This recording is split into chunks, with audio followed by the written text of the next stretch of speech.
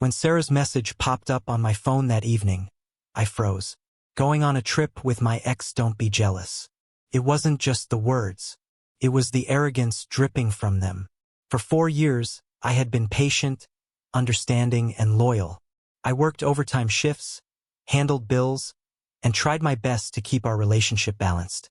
Yet, here she was, casually announcing a romantic getaway with the man she once cried over, the man she claimed had broken her heart beyond repair. I stared at her text, my chest tight, my palms cold. Did she really think I would just smile and wave as she packed her bags for someone else?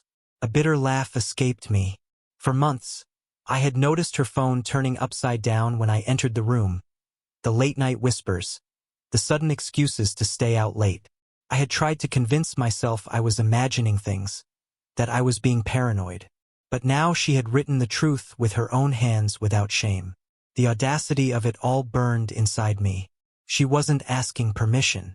She was mocking me as if I were some naive fool who would wait for her return like nothing had happened. She expected jealousy, maybe a desperate plea from me not to go. But I wasn't going to give her the satisfaction. My fingers trembled as I typed back, "Don't worry, I won't be here when you get back." I didn't overthink it. I didn't edit it. I just pressed send and felt a strange calmness wash over me. For once, I had flipped the script.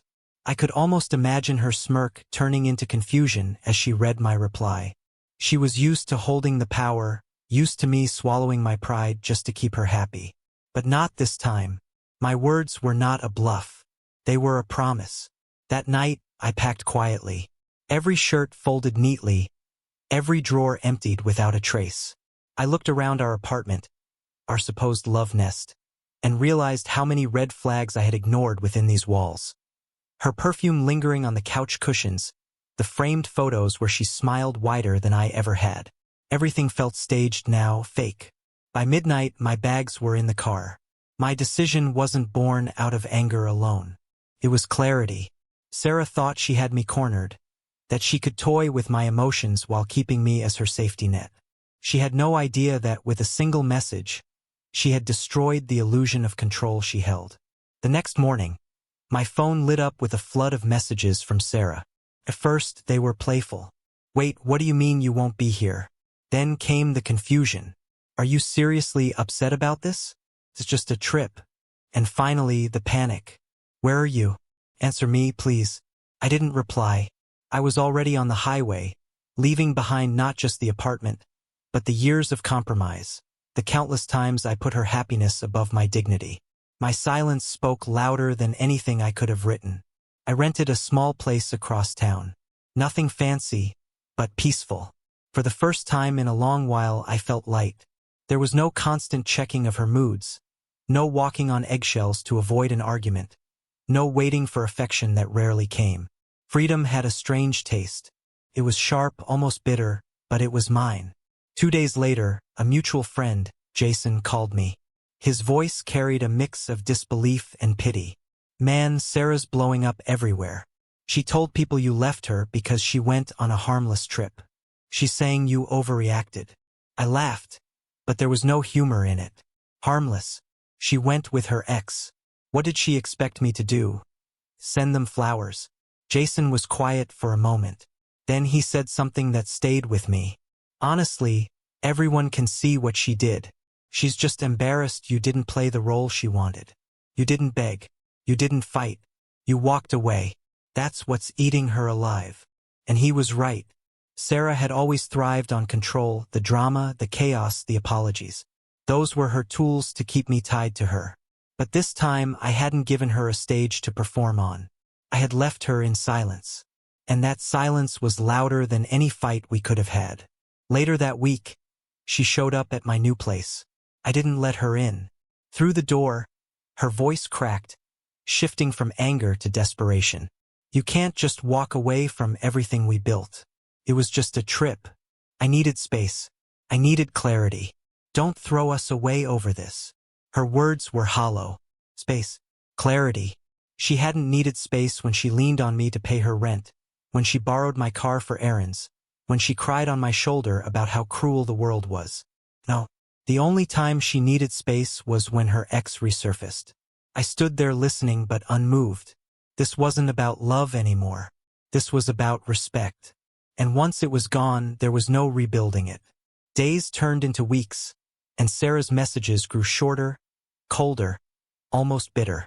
What began as pleas soon turned into accusations. You never really loved me. You're heartless. I bet you were waiting for an excuse to leave. But her words didn't sting the way she intended.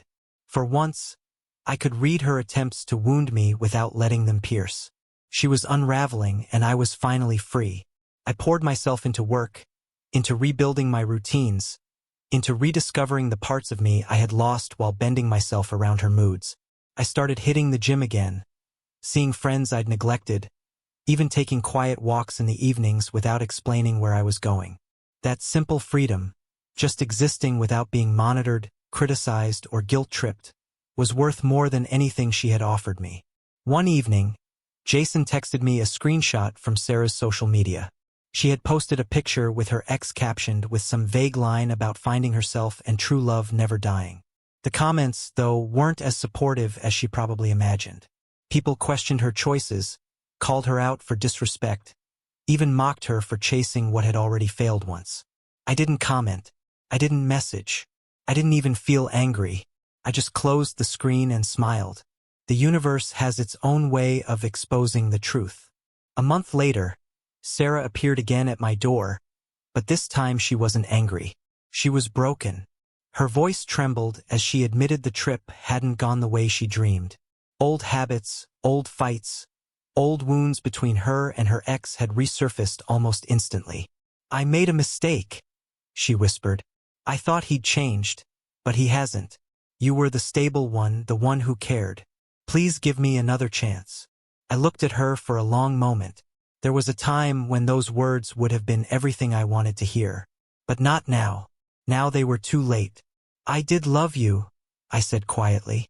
"But love isn't enough when respect is gone. And you made your choice when you got on that plane. I made mine when I walked away." Her eyes filled with tears, but I didn't waver. She left that night and I closed the door behind her. Not with anger, not with regret, but with finality. For the first time in years, I wasn't chasing, fixing, or waiting. I was simply living. And that, I realized, was the sweetest revenge.